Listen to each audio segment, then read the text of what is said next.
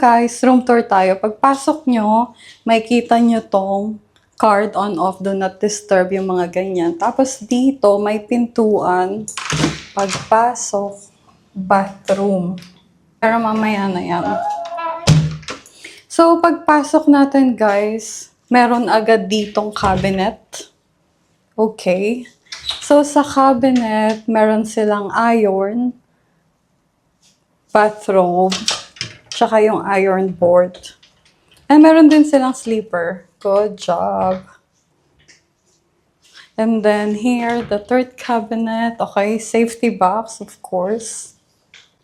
So, pagpasok nyo, again, meron na namang mirror. Tapos may malaking bed. And here merong, oh my God, my full name is there. So here guys, meron silang coffee machine. Of course, we like that because hindi naman lahat nag-o-offer ng coffee machine. My bottled water, kettle. Here, okay, milk, coffee capsule, tea, and the sugar. And here is empty.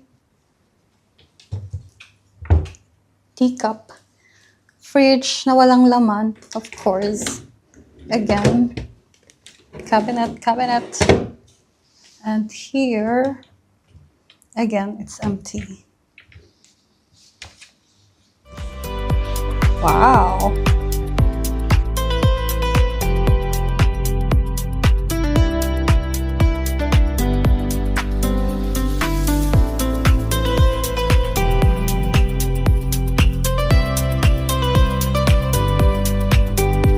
Yan yung view guys. It's so good. Kung makikita nyo. So nice. Perfect. Bathroom nila. So unang-una nyong makikita is the bathtub. And over here, yan, we have sink. Hello. Mirror. So they have soap, some kit, and lotion.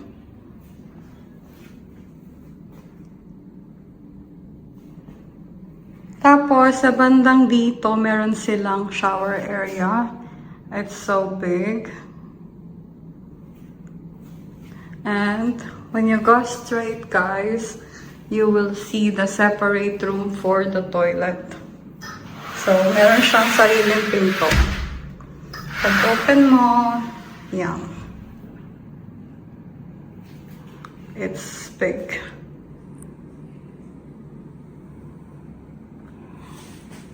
Shower. So guys, pakita ko lang sa inyo yung gamit kong perfume. Of course, from BJORN Perfume ulit. The scent is Dazed and Confused and it's so good. The smell is so good guys.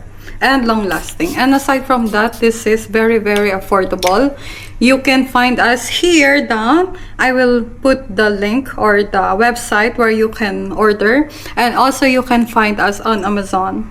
And from my husband, for now, he's using from BJORN Perfumes, the Titan Brave. So this is also smell good. And I like smelling this on him because, I don't know, it's super mabango.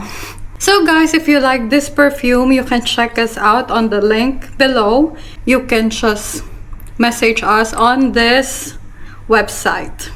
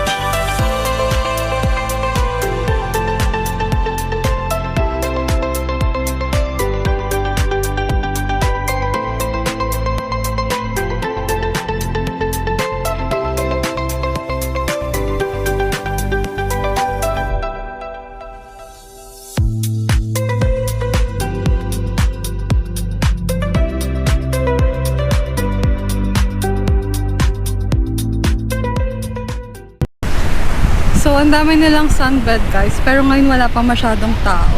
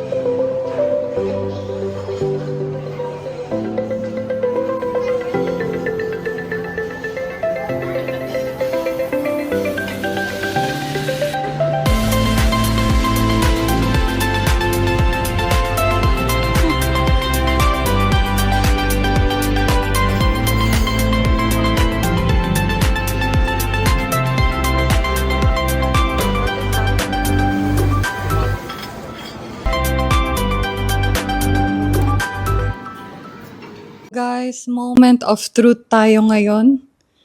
So, hotel reviews na tayo. So, syempre, number one dyan, yung distance from Dubai. So, I think it's like more or less 45 minutes you can reach this place.